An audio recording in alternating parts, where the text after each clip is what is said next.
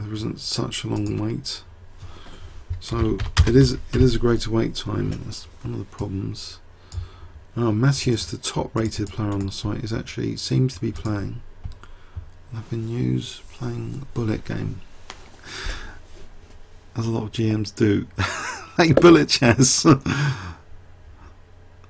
of the serious FIDE chess online. It's bullet chess. That's really popular.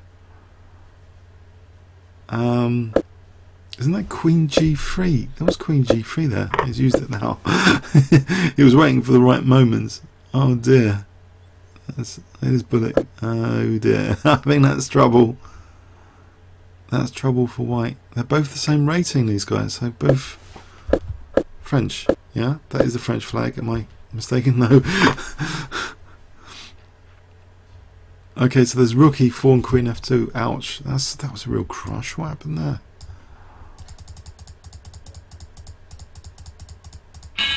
Okay, we've got a game.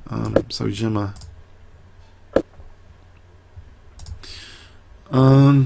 What about this c4 can be quite annoying. What's jema's history like? Up and down.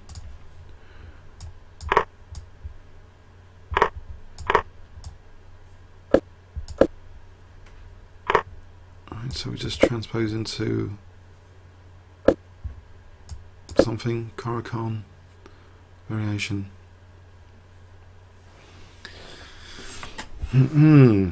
Okay.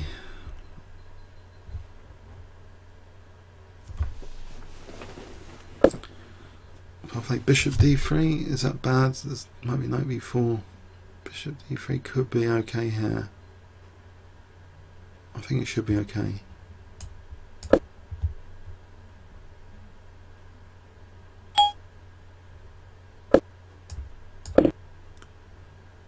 I think now it's getting ripe for a3.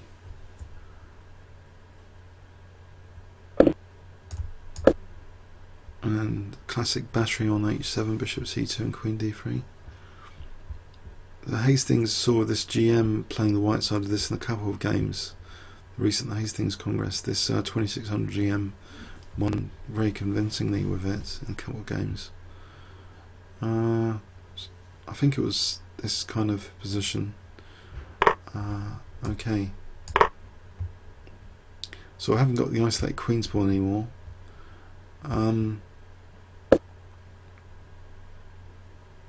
Tactical things going on. Knight g5 takes. Queen f3 is a forcing with queen h5. That's not very good. Bishop e4. Bishop e7, knight e5.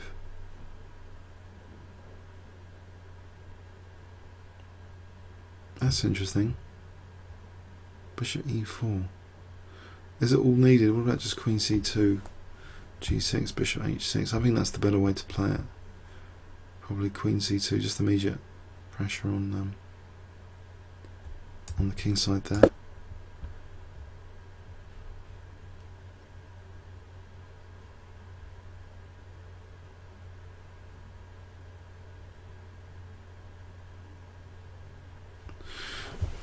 Okay, so say g6, yes, I'll go in for the dark squares.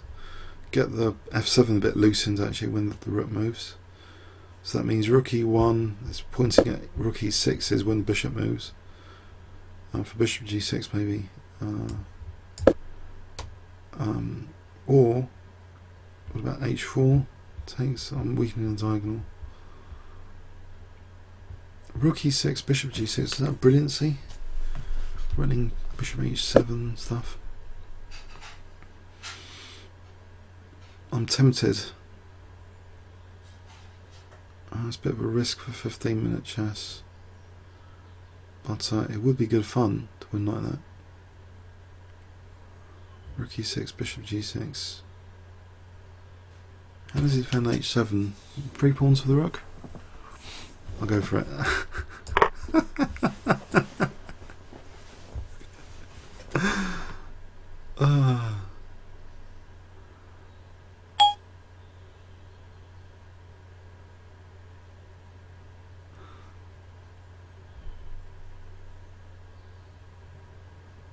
I'm not really convinced because I think bishop f8 as a defence, for example, What would I have for my rook? Probably not much, actually. But we'll see. Maybe there's bishop retreat here. Bishop g5, then bishop h7. Bishop h7 first. Well, it's a fun position.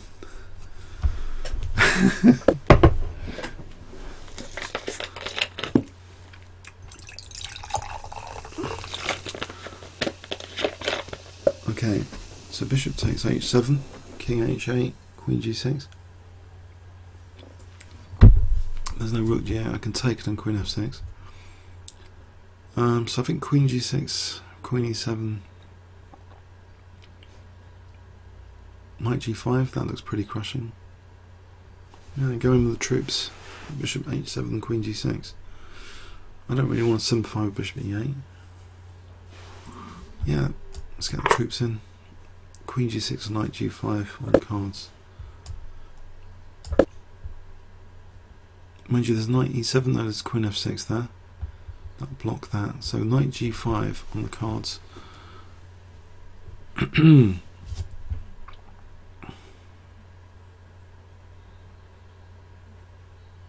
So if it takes, that would be crushing, wouldn't it?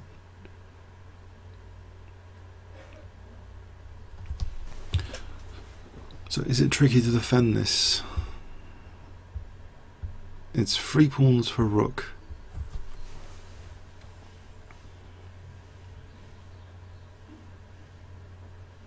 I'm hoping it's tricky to defend against knight g5 here. We can take on the knight f7. So that's good news, and takes, and there's bishop f6, so go for that.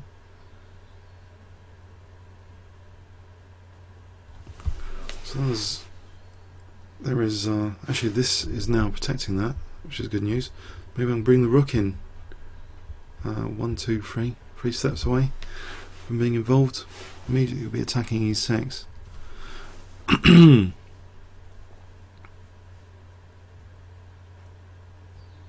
So we're saying bishop g5, queen h7, there's bishop f6. There's no queen h7, there's knight. There's knight's protecting that. Ooh, bishop g7, there's knight f7. Rook f8 is probably the danger one.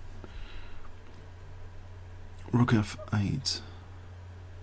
What would I do to support the attack here after rook f8? Interesting.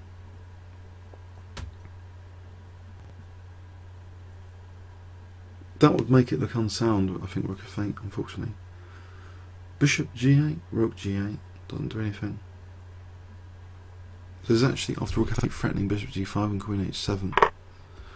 Oh, wrong move. Surely. It's the wrong way of doing it. I think rook f8 was winning. Alright, I just need to bring in, still it's not over. I need to bring in the reserves. I'll start with that one. Just want to get in rook e3. Leave the king where it is for a moment. If I can win e6, that'll be good. If the rook moves, there'll be check and rook e6. I was just speaking last night on the cafe, the KingsCrusher cafe on Cube, about expecting generosity, and I think I started to think that you can, if you're confident, you can expect generosity from opponents. If you're not that confident, you wouldn't, and maybe the side effect of that is playing more solidly rather than dynamically, with, you know, potentially losing trump cards. Here, actually, he's pointing at G2, or he or she is pointing at G2. Got to be careful. If I play check, King H, King G8, what about G3? Any better moves? Let's check here. King G8, Queen H6.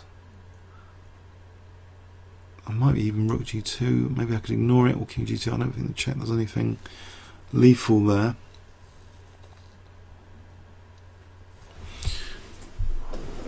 Okay. Is the check any good? on h5.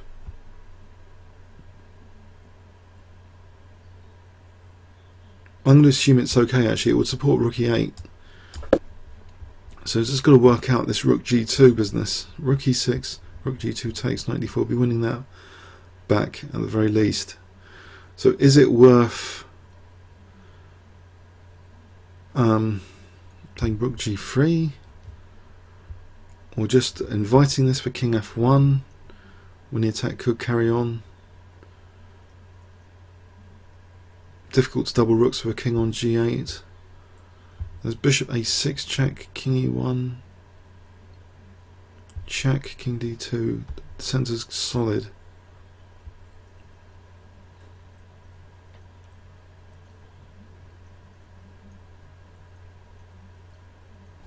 There's only one move to play here. I think it should be played immediately if there's only one move, just to save time.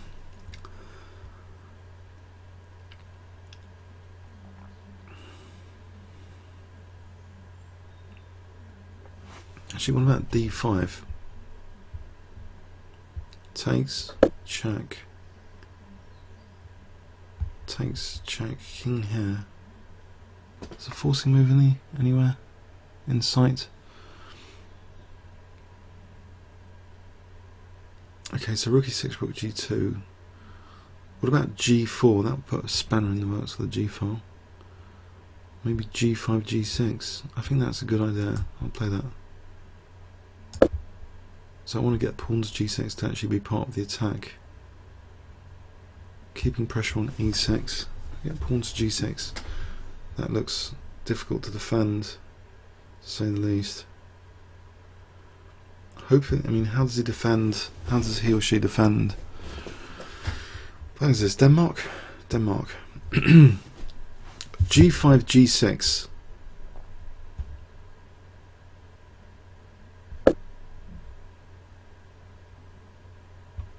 There's rook f5, there's h4. There's rook e6. That'd be useful for rook h6. So I can support f4 with h3 if rook f4, h3. Is there a killer tactic there? Knight d8, rook h6. I think rook e6 is worth playing for rook h6. There's bishop c8. Hold on. Bishop c8 could get nasty. So what about h3 first? That blocks in my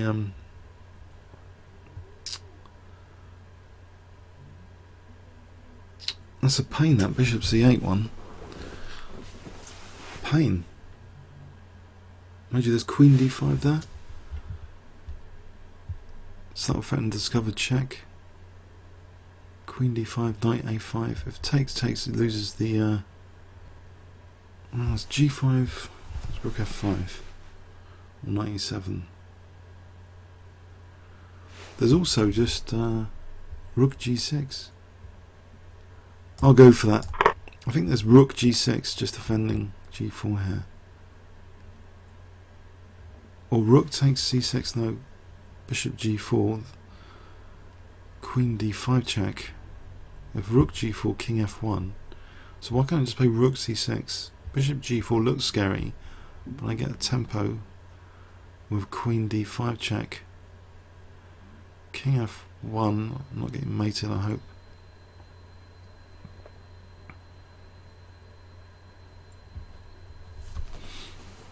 Interesting.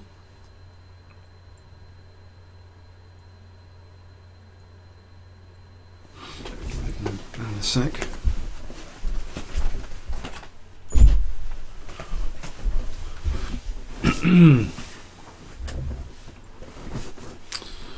Alright, so we're saying bishop c8, rook c6, bishop g4, there's queen d5 check there. Right, now surely there's rook h6.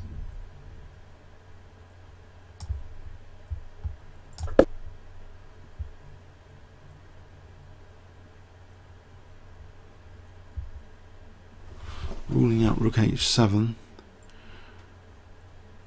Rook f4, rook h8, mate. Rook f7. Well, it looks pretty good, this rook h6.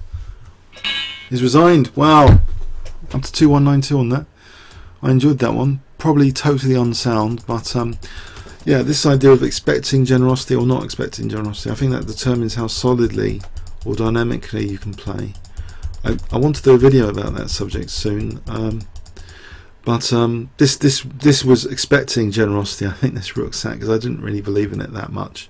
I thought it was quite dangerous, but I think the refutation is just rook f, the point where rook f8 was possible. So if takes f6 is covered by the rook. Mind you, takes queen h5, takes bishop g6. This looks really unsound, doesn't it? Comments or questions on YouTube. Thanks very much.